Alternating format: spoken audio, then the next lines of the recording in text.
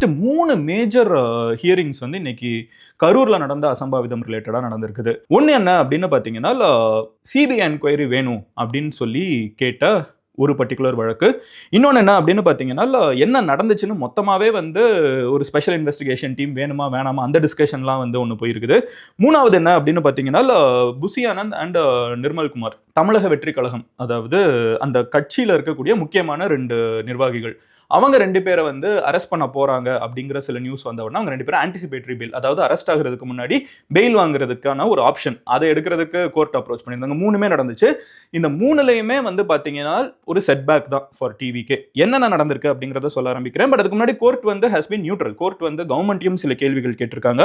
First government என்ன கேட்டிருக்காங்கன்னு பாத்தீங்கன்னா, மாநில நெடுஞ்சாலையில் எவ்வாறு அனுமதி வழங்கினீர்கள், அது வந்து ஒரு ஸ்டேட் ஹைவே, ஸ்டேட் ஹைவேல நீங்க எப்படி வந்து பெர்மிஷன் கொடுத்தீங்க அப்படின்னு சொல்லிட்டு ஜட்ஜ் வந்து கேள்வி கேட்டிருக்காரு. இதெல்லாம் கவர்மெண்ட்டுக்கு. அதுக்கு அடுத்து வந்து டிவிகேவை பத்தி என்ன சொல்லியிருக்காங்கிறது வர. அதுக்கு அடுத்து என்ன கேட்டிருக்காங்கன்னு பாத்தீங்கன்னா, ஏன்னா இந்த ஆர்டர்ல தான் அவங்களே கேட்டாங்க, அதனால நான் அப்படி சொல்றேன்.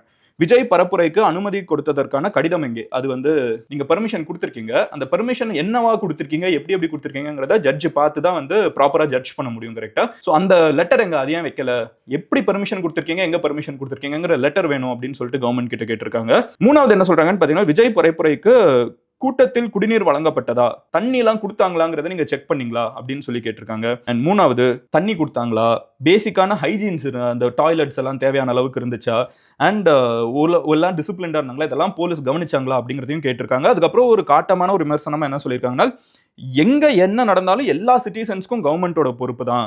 ஸோ எந்த சிட்டிசன் எந்த கட்சியில இருந்தாலும் பாத்துக்க வேண்டியது அரசாங்கத்தோட பொறுப்பு தானே, ஏன் இந்த இடத்துல பெர்மிஷன் கொடுத்தீங்க, அதுக்கான லெட்டர் எங்க, அங்க வந்து தேவையான அளவுக்கு வந்து பாத்ரூம்ஸ் இருந்துச்சா, தண்ணி இருந்துச்சா, இதெல்லாம் செக் பண்ணீங்களா, எப்படி இதை நீங்க பெர்மிஷன் கொடுத்தீங்கிறதே வந்து ஒரு காட்டமான விமர்சனமா கோர்ட் வந்து கவர்மெண்ட் மேல வச்சுச்சு. இதுக்கு அடுத்து என்ன சொல்றாங்கன்னு பாத்தீங்கன்னா, மொத்தமா இனிமே வந்து no permission for parties here after on state highways or national highways. ஒரு ஸ்டாண்டர்ட் ஆப்ரேட்டிங் ப்ரொசீஜர் ரெடி பண்ணுங்க. அதாவது ஒருத்தங்க இனிமே ஸ்டேட் ஹைவேலையோ நேஷனல் ஹைவேலையோ ஒரு மாநாடு நடத்தணும், அந்த மாதிரி ரோட் ஷோ நடத்தினாங்களோ, ஏன்னா எலெக்ஷன் வர போகுது, இனிமே நிறைய கட்சி தலைவர்கள் பண்ணிட்டு இருப்பாங்க. ஸோ அந்த மாதிரி நடத்தணும்னு நினைச்சீங்கன்னா அதுக்கு என்னென்ன தேவை அப்படிங்கிறத வந்து ஒரு ஸ்டாண்டர்ட் ஆப்ரேட்டிங் ப்ரொசீஜர் வந்து உருவாக்குங்க. அதை வந்து ஃபாலோ பண்றாங்களான்னு பாருங்க. அது இல்லாம வந்து இப்போதைக்கு யாருக்குமே பெர்மிஷன் கொடுக்காதீங்கன்னு சொல்லிட்டு தமிழக வெற்றி கழகத்துக்கு மட்டும் இல்ல, அது திமுகவா இருக்கட்டும், அதிமுகவா இருக்கட்டும், எனி பார்ட்டி தமிழ்நாட்டில் வந்து don't until the SOPs are clear அப்படின்னு சொல்லிட்டாங்க. ஸோ இது வந்து ஒரு ஸ்ட்ராங்கான கிரிட்டிசிசம் அந்த கவர்மெண்ட். பட் இது வந்து ஒண்ணுமே கிடையாது, ஏன்னா இதுக்கப்புறம் டிவிகே மேல இருக்கிற கிரிட்டிசிசம் வந்து ஸ்ட்ராங்கரா இருக்குது. ஃபர்ஸ்ட் என்ன சொல்றாங்க அப்படின்னு பாத்தீங்கன்னா, why did the party leaders leave when such a tragedy happened? இவ்வளோ பெரிய ஒரு அசம்பாவிதம் நடந்தப்போ கட்சியில இருக்கிற எல்லா தலைவர்களும் ஏன் போனாங்க அப்படிங்கறத வந்து ரொம்ப ஸ்ட்ராங்கா கோர்ட் கேக்குது. இன்ஃபேக்ட் ஒரு ஸ்டெப் வந்து அவங்க இன்னும் ஸ்ட்ராங்கரா என்ன சொல்றாங்கன்னு ஒரு கிரிட்டிசிசமா என்ன வைக்கிறாங்கன்னா, இது வந்து ஒரு தலைமைக்கான பண்பா அப்படிங்கிறது கூட, லீடர்ஷிப் குவாலிட்டியா இது அப்படிங்கறத கூட வந்து கோர்ட் வந்து கேக்குது. அடுத்து என்ன சொல்றாங்கன்னா, நான் வீடியோஸ்ல எல்லாம் பாக்குறப்போ ஒரு பைக் வந்து அந்த தமிழக வெற்றி கழகம் அந்த பஸ், மெயினா வந்து பெரிய பஸ் வந்து டிராவல் பண்ணிட்டு இருக்கப்போ பைக் வந்து ஒரு பையன் வந்து தட்டி விழுகிறத பார்க்க முடியுது. அப்போ ஹிட் அண்ட் ரன் போட்டிங்களா, ஏன்னா அந்த பஸ் நிறுத்தல, அப்போ போயிட்டே இருக்குது. ஜென்ரலா விபத்து நடந்துச்சுன்னா நிறுத்தணும் அப்படிங்கிறதா சட்டம். அப்போ அது நிறுத்தாம போயிட்டு இருக்காங்க, அப்போ அந்த பஸ் மேல ஹிட் அண்ட் ரன் போட்டிங்களா, அந்த பஸ்ஸை சீஸ் பண்ணீங்களா, ஏன் பண்ணாம இருக்கீங்க அப்படிங்கிறத கேட்கறாங்க.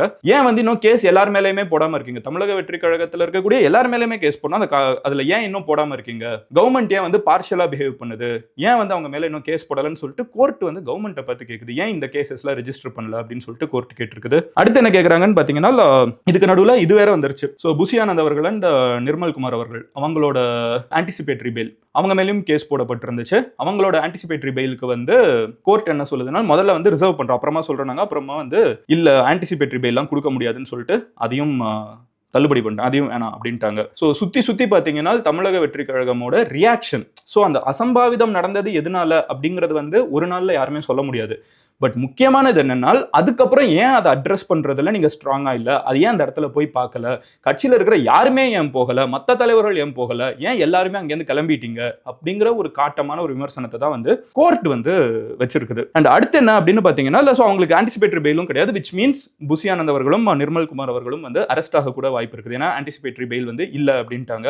ஸோ இதுவுமே வந்து அங்க இருக்கக்கூடிய ப்ராசஸ். ஸோ இது போக அடிஷனலா ஒன்று பண்ணியிருக்காங்க, SIT வந்து புதுசா ஃபார்ம் பண்ணியிருக்காங்க, ஸ்பெஷல் இன்வெஸ்டிகேஷன் டீம். இதை வந்து அஸ்ரா கார்க் ஐபிஎஸ் ஆஃபீஸர் அவங்க வந்து ஹெட் பண்ண போறாங்க.